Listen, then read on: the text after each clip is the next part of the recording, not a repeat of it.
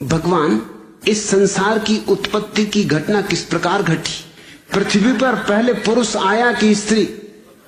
कृपया हम अज्ञानियों को विस्तार पूर्वक समझाइए। H.L. जोगन, सेठ चंदूलाल गांव में आए एक महात्मा के पास गए थे।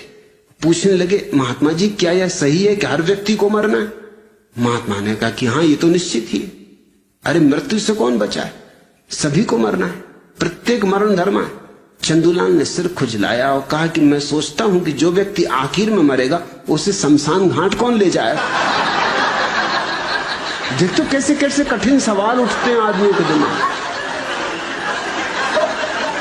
ये बात तो बड़े पते की। इस तरह के प्रश्न तुम पूछते हो कि इस संसार की उत्पत्ति की घटना किस प्रकार घटी।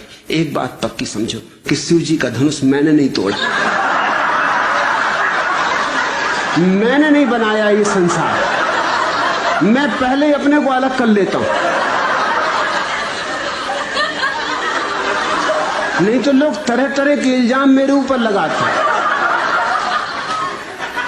कोई यही कहने लगे कि इसी की हरकत, किसी ने उपद्रव किया हो। तो H.L. जोगन, इतना मैं पक्का कह देता हूं, जितना मैं पक्का कह सकता हूं कि मैंने बिल्कुल, मेरा हाथ ही नहीं इसमें, दूर का नाता रिश्ता भी नहीं इसके बनाने में। बुद्ध जिस गांव में आते थे पहले खबर करवा देते थे कि 11 प्रश्न कोई मुझसे न पूछो। उनमें एक प्रश्न ये भी था कि संसार की उत्पत्ति किसने की? पूछे ही नहीं कोई, क्योंकि ये बुद्धुओं के प्रश्न और बुद्ध इनके उत्तर नहीं देते। मेरे दादा मुझसे पूछा करते थे, अक्सर औरों से भी पूछा करते थे, लेकिन जब उन्होंने मुझसे पूछा तो फिर पूछना बंद कर दिया। वो पूछा करते थे कि अक्ल बड़ी की भैंस। अब उनको कौन उत्तर दे? मुझसे एक दिन पूछ बैठे, मैंने कहा भैंस। उन्होंने कहा क्यों? मैंने कहा क्योंकि भैंस ये सवाल नहीं पूछती।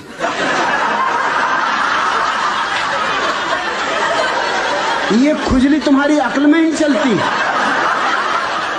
भैंस तो बिल्कुल परमहंस दशा में। मैं कई भैंसों के पास जाके कई घंटों खड़ा रहा, कोई भैंस नहीं पूछती कि अक्ल बड़ी की भैंस। अरे भैंस को पता ही है कि हम बड़े, क्या पूछना?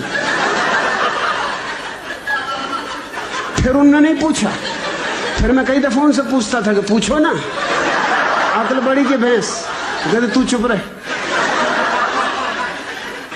वो मुझे कहीं नहीं ले जाते थे, वो बड़ा सत्संग करते थे, महात्माओं के पास जाते थे। वो जब भी जाए मैं बैठे ही रहता था कि आया मैं भी, कि नहीं तू ले जाने नहीं, तू कुछ ना कुछ उल्टी सीधी बात कह देगा।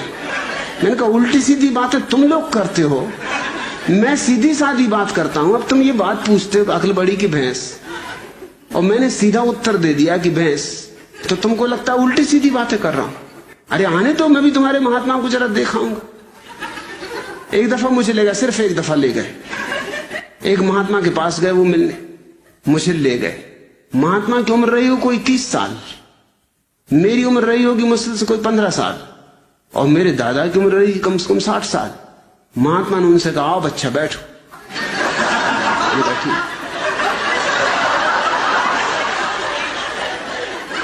मेरे दादा ने मुझसे कहा तुम्हें कुछ पूछना तुम पहले ही पूछ लो, नहीं तो फिर गड़बड़ हो जाएगी, फिर मैं पूछ लूं।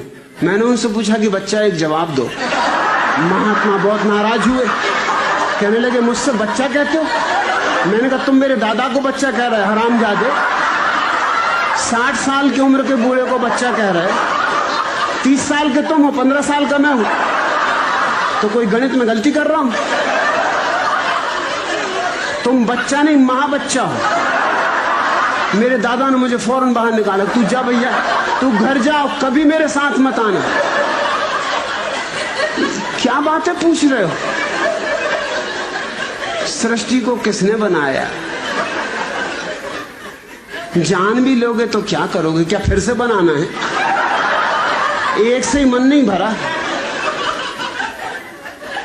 अरे इतना ही जान लो कि अपना अज्ञान कैसे मिटे।